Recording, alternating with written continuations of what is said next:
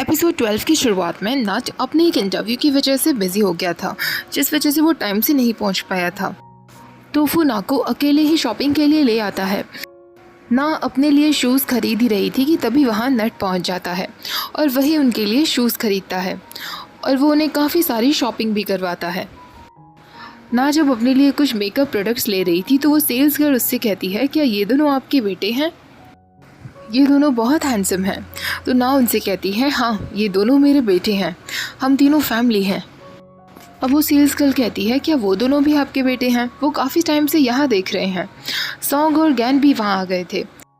नट gain से कहता है, तुम यहाँ क्या कर रहे हो? तो गैन कहता है, मैं और सॉन्ग यहीं से गुजर रहे थे और तुम्हें अपनी माँ के साथ देखा तो थोड़ी क्यूरियोसिटी होने लगी। तो नट उसे बता देता है कि उसके और उसकी माँ के बीच में अब सब कुछ ठीक हो गया है। अब नट उससे पूछता है कि वो सॉन्ग के साथ क्या कर रहा है। तो गैन भी उन्हें बता देता है कि वो दोनों अब रिलेशनशिप में हैं। अब तोफू वहाँ आकर कहता है, मुझे भूख लगी है, चलो कुछ खाते हैं।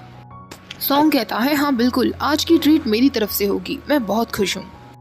गैन घर जाकर अपनी माँ को बताता है कि नट और उसकी माँ के बीच में सब कुछ ठीक हो गया है। तो उसकी माँ कहती हैं, ये तो बहुत अच्छी बात है, लेकिन उन्होंने अपना बहुत समय खो दिया। उस दिन वो तीनों जब अपने घर आते हैं तो नट की माँ नट के गले लग जाती है और उसे थैंक्स कहती है। नट भी उन्हें गले लगा लेता है और वो तोफू को भी अपने पास बुलाती हैं। अगली सुबह नट ऑफिस जाते वक्त खुद अपनी माँ से लंच बॉक्स के लिए कहता है। ये सब देखकर तोफू सोच रहा था, शायद एक दिन मैं हमेशा के लिए चला जाऊंगा, लेकिन मुझे खुशी है कि मैं नट और नट की माँ के बीच में सब कुछ ठीक करवाने में मदद कर पाया।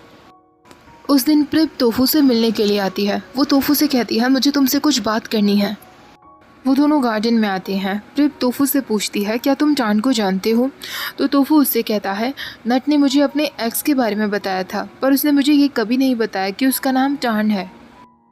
मैंने इस बारे में खुद पता लगाया था। टान तुम्हारी फेसबुक प्रोफाइल में भी ऐड है ना? क्या तुम मुझे उससे मिलवा सकती हो? तो प्रिप उससे कहती है, मैं तुम्हें ज़रूर मिलवाती, लेकिन टान इस वक्त कोमा में है और काफ़ी महीनों से वो होश में नहीं आया है।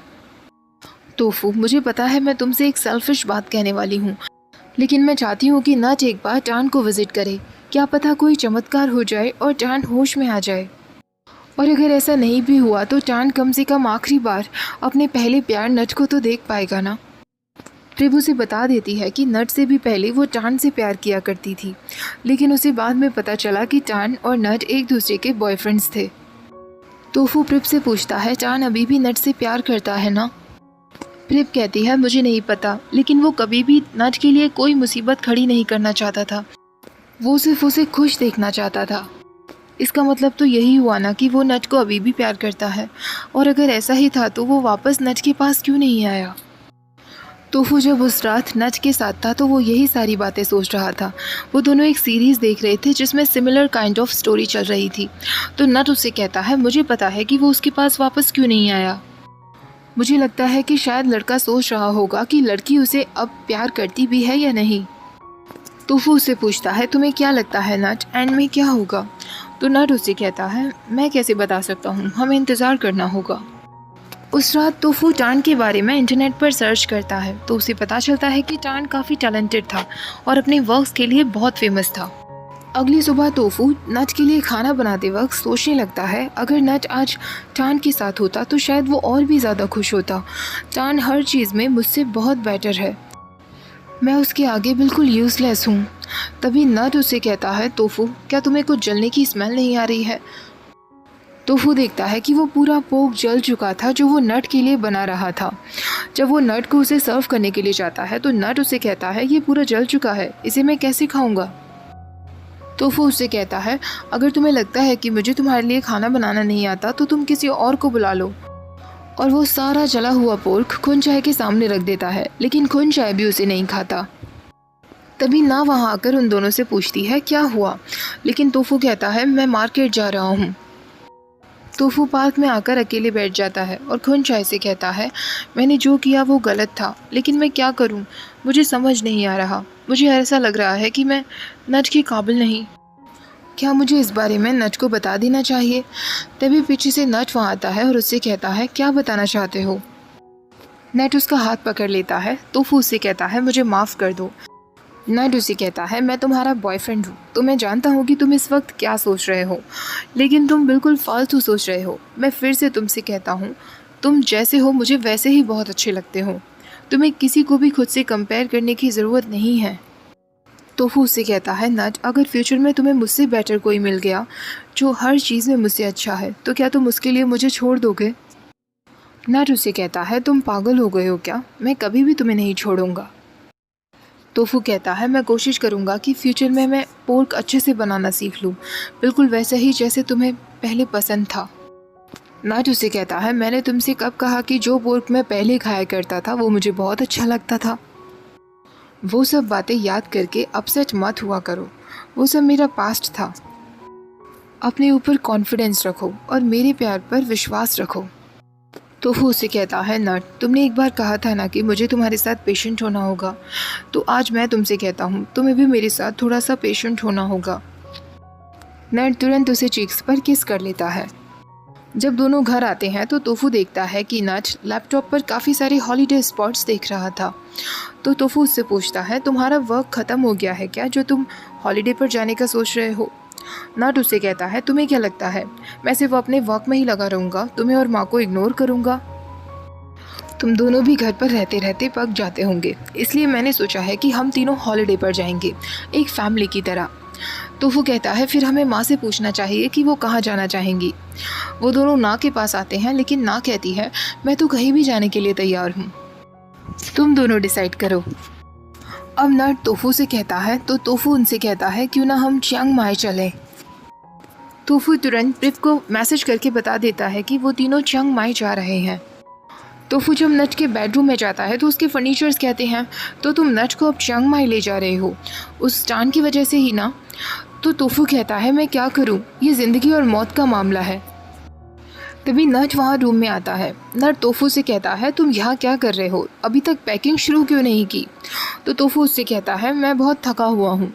नट तुरंत उसके चिक्स पर किस करते हुए कहता है, अब ठीक है। तोफू तुरंत उठकर चला जाता है। डायरेक्टर गैन को बताता है कि नट अपनी फैमिली के साथ चियांग माई जाने वाला है। तो गैन उनसे कहता है, मुझे जलन हो रही है, मैं भी जाना चाहता हूँ। तभी सॉन्ग वहाँ पहुँच जाता है और गैन से कहता है, आप जा रहे हैं क्योंकि मैं आपको ले जा रहा हूँ, हम दोनों चियांग माई जा रहे हैं। प्रिब उन दोनों से कहती है, मैं भी चलूँगी। तोफू जब स्टोर रूम में था तो उसे लगता है कि उसने किसी की आवाज़ सुनी। वो पूछने की कोशिश करता है लेकिन वहाँ कोई नहीं था।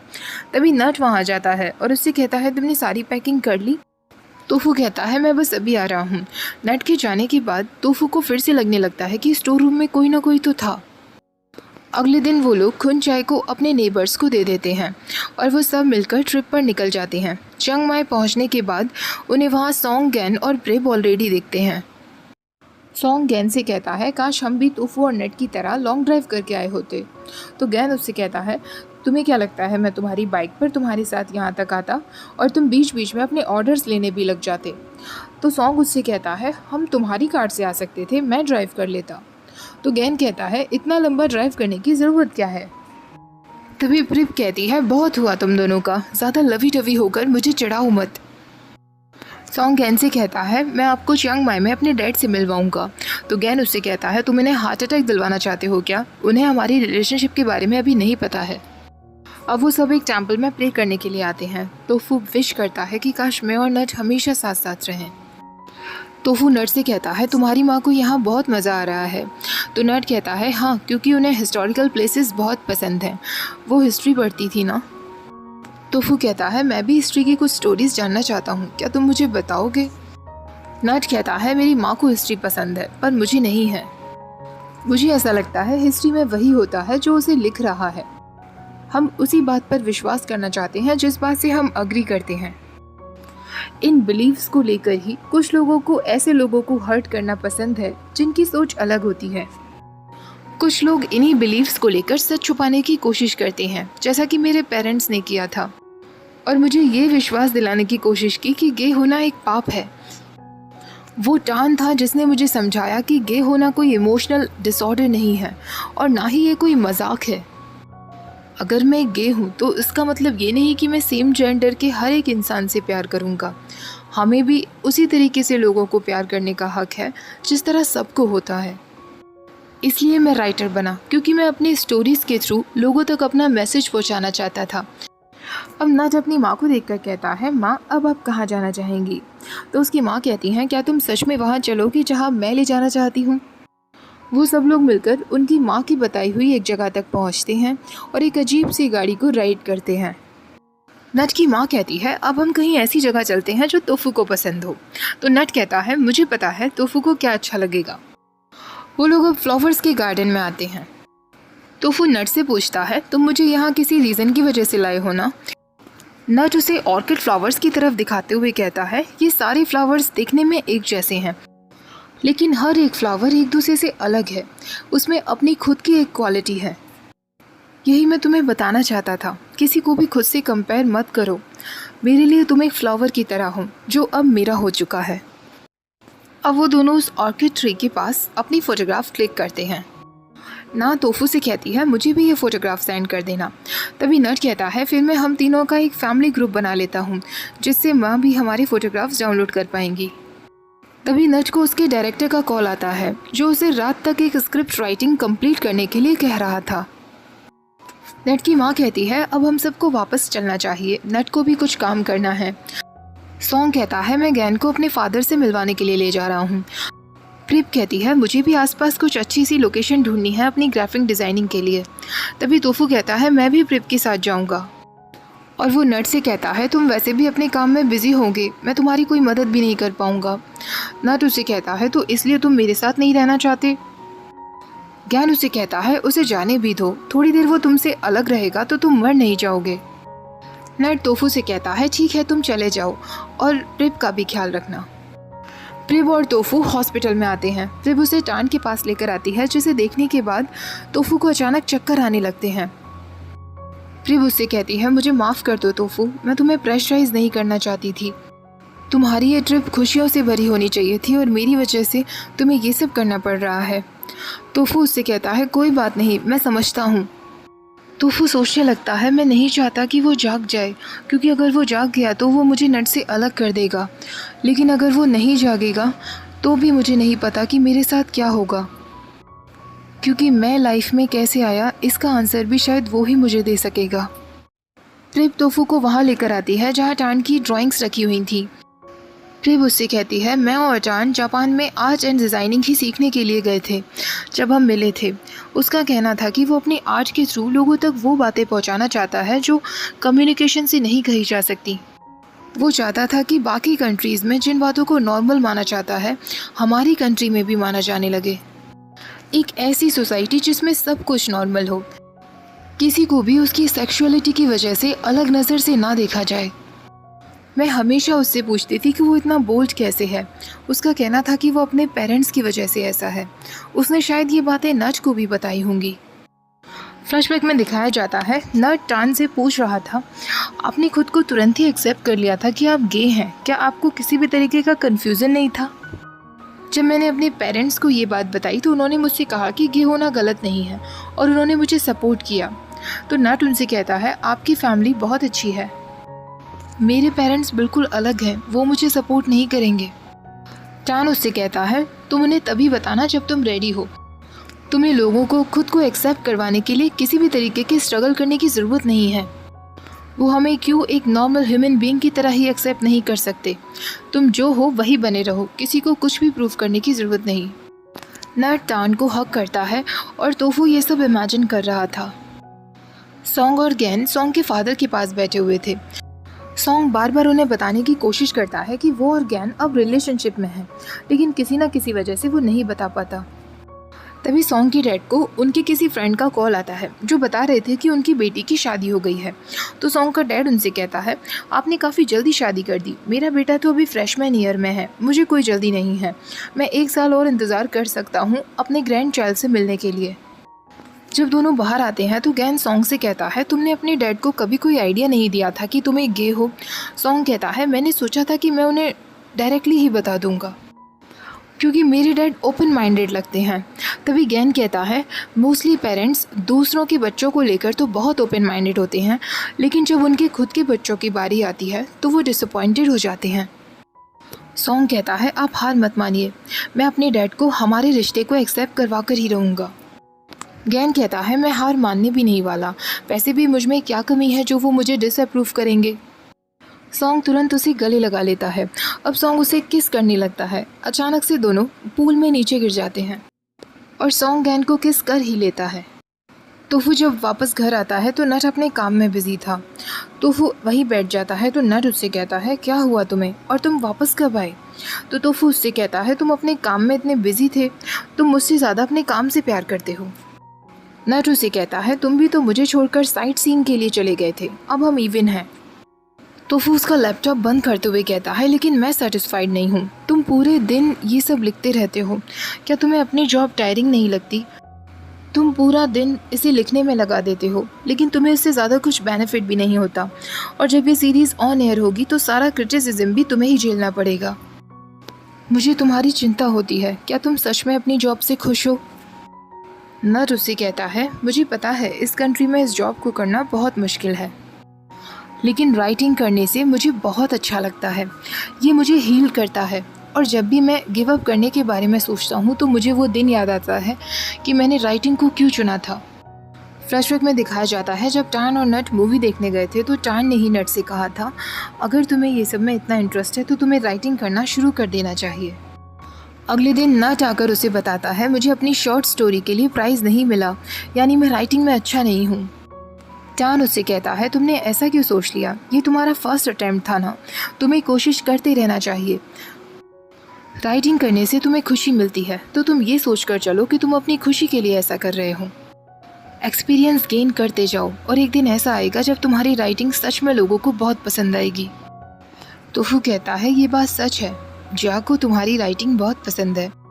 नट कहता है हाँ, लेकिन अभी भी मेरा मेन मकसद पूरा नहीं हुआ है, मैं अपने राइटिंग के थ्रू लोगों को बहुत कुछ बताना चाहता हूँ। तोफू उससे पूछता है तुम क्या बताना चाहते हो। नट कहता है मैं लोगों को यही बताना चाहता हूँ कि एक ऐसी कंट्री जिसमें सबसे ज़्यादा BL शोज़ बनते हैं, सबसे प्रिटीएस्ट ट्रांसजेंडर्स हैं, सबसे ज़्यादा गे कपल्स हैं और काफ़ी सारे नेट आइडल्स हैं, वही कंट्री इन लोगों को सपोर्ट नहीं करती।